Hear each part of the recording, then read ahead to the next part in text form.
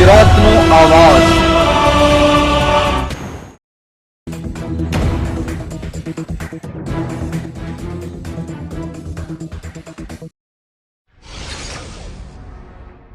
સાબરકાંઠા જિલ્લામાં મુસ્લિમોનો પવિત્ર તહેવાર મોહરમનો પર્વ ઉજવાયો, જેમાં હિંમતનગર, ઈડર તેમજ ગ્રામ્ય વિસ્તાર જેવા કે ઇલોલ, કનાઈ, વક્તાપુર ગામે મોહરમની 9 અને 10 તારીખના રોજ શાંતિના માહોલમાં કોમી એકતા સાથે જુલુસ નીકળવામાં આવ્યું। આ દિવસોમાં સાથે સાથે મુસ્લિમ યુવાનો દ્વારા પર્યાવરણને બચાવવા માટે વૃક્ષ વિતરણ પણ કરવામાં આવ્યું હતું।